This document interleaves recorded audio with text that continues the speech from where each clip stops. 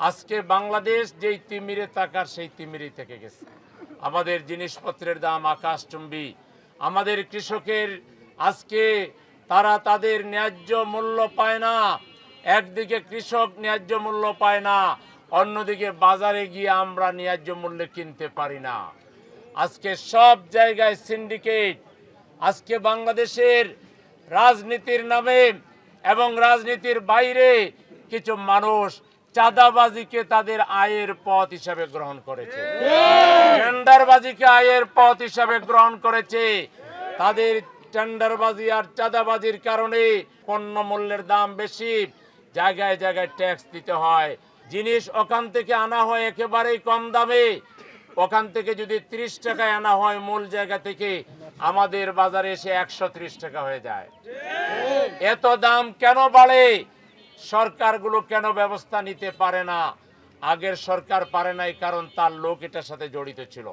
শেখ হাসিনা থেকে তার সব মন্ত্রী, এমপি, দলীয় নেতাকর্মী সবাই চাঁদাবাজির সাথে জড়িত ছিল, সুতরাং তারা পারার কথা না।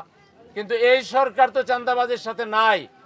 আপনারা কার দিকে তাকান, এখন কারা চাঁদাবাজি করতেছে?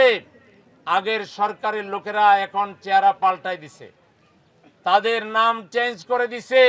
এখন চেহারা রূপ পাল্টাইয়া তারা নতুন করে অন্য নামে আবির্ভূত হয়েছে।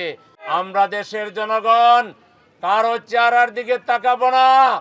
চাঁদাবাজ যেই দলের হন না কেন, এই দল বাংলাদেশের জনগণের কোনো ভোট পাবে না।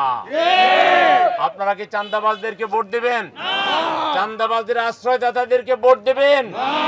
আমরা এই দেশে কোনো চাঁদাবাজি চাই না। আমরা চাই এমন একটা সরকার, যে সরকার এদেশের মানুষকে সম্মান দেখাবে, মানুষকে কর্মমুখী বানাবে। একটা বেকার যুবক থাকবে না, একজন শ্রমিকও বেকার থাকবে না, একজন মানুষও বেকার থাকবে না। সবার হাতে আমরা কাজ তুলে দেব, সবাই কাজের মধ্যে থাকবে। বাজে আড্ডা দেওয়ার সময় পাবে না। সকাল 9টা থেকে বিকাল 5টা পর্যন্ত কাজে ব্যস্ত থাকবে। বিকালে মা বাবার জন্য, স্ত্রীর জন্য, সন্তানের জন্য কিছু কেনাকাটা করে বাড়িতে এসে পারিবারিক আনন্দ করবে, রাস্তার মোড়ে মোড়ে আড্ডা দিবে।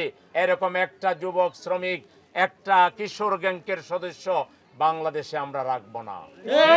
কিশোর গ্যাং থাকবে না। কিশোর গ্যাংকের এরাও ডিম বিক্রি করবে, এরা দুধ বিক্রি করবে, এরা চাল বিক্রি করবে, এরা ক্রিকেট খেলবে, ফুটবল খেলবে। বাজে আড্ডার কোনো সুযোগ বাংলাদেশের কোন যুবক, কোন মানুষকে আমরা দেব না। এরকম একটা সরকার কি আপনারা চান? কে কে চান? দেখি কে কে চান? সবাই চান।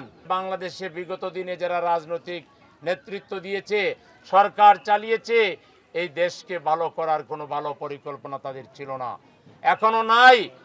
এখনো আমরা দেখতে পাচ্ছি ফ্যাসিবাদের পদধ্বনি।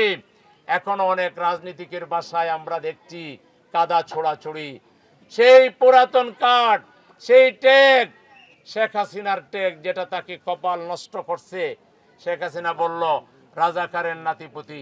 বাংলাদেশের সব বিশ্ববিদ্যালয়ের ছাত্ররা তাকে টিজ করে, তাকে ব্যঙ্গ করে বলল, তুমি কে, আমি কে, রাজাকার রাজাকার, কে বলেছে, কে বলেছে স্বৈরাচার স্বৈরাচার।